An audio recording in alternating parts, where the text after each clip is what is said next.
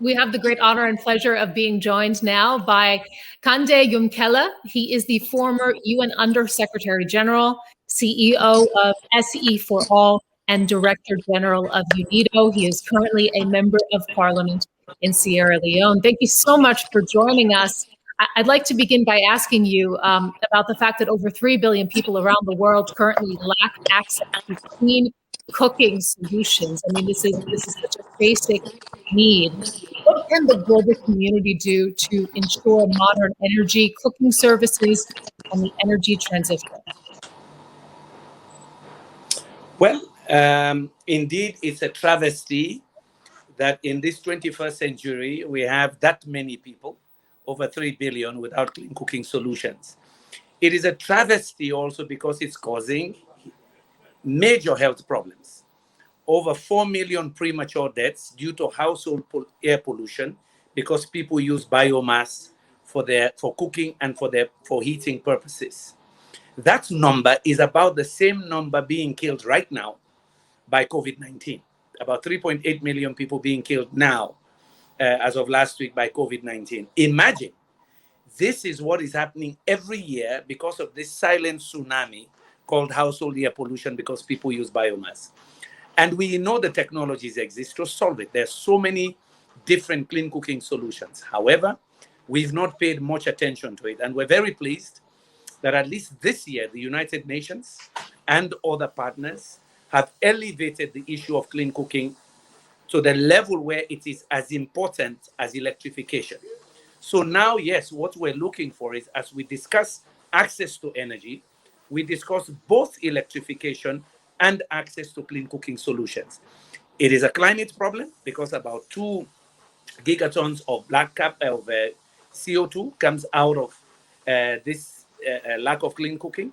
It is causing massive deforestation. Again, a climate and environmental issue.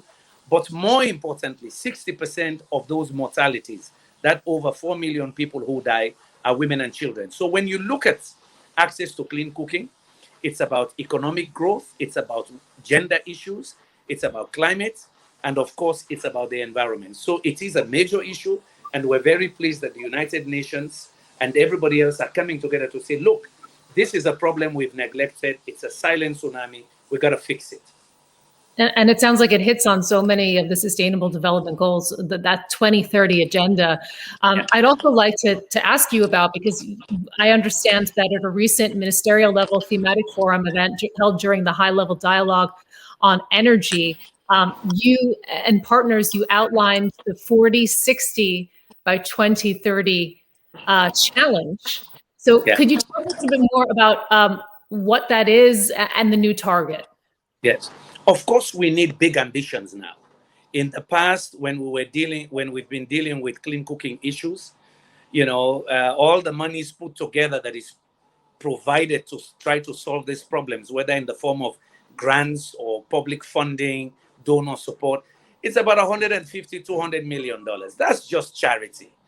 This is such a big problem that you need to deal with it the same way we dealt with electrification, because it requires infrastructure, it requires market development, it requires public policy to incentivize public-private partnerships. So because of that, we raised the ambition level. Meaning what? We said, look, by 2030, at least 40% of the electrification or grid expansion that is done, investments that are going into electrification, at least 40% of it should also go into clean cooking, meaning using that electricity for cooking as well. So if you are providing funding to utilities, as they expand the grid in developing countries, they should include in their planning additional load for cooking solutions. Why is that important? If you take sub-Saharan Africa, even those countries like Ghana, for example, where you have 80% electrification, still 80% of the population is using biomass in the cities as well. If you look at Rwanda, they've done very well on electrification. Almost over 40% of the people now have access to electricity. However, 90% rely on biomass.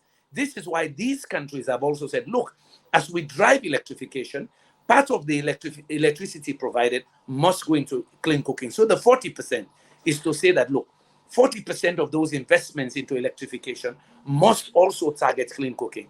The 60% is interesting. We are saying, if you're able to do that, we should also add another target, which will be consistent with the net zero agenda and the energy transition, meaning that 60% of that electricity hopefully can come from clean cooking sources, which brings in the whole issue of decentralized energy solutions, renewables, biofuels, LPG and others that can help the transition towards a low carbon economy as well. So 40-60 by 2030 is very clear. It raises the ambition level. So for example, now we're talking about billions of dollars going into the clean cooking area to create markets, good public policy, good infrastructure, and incentives to bring in private capital as well. These are big initiatives because of all the linkages we've mentioned. It has a climate dimension, it has a women dimension, but it has a general health and economic development dimension as well. And we need real big, bold solutions, not Band-Aid, 150 million charity. This is not a charity case anymore. A really important message and a bold call to action. And I imagine that the participants of the Vienna Energy Forum are going to take note and really listen to this message that you've come and given to us today. Thank you so much for joining us. Kandeh, Thank you for having me.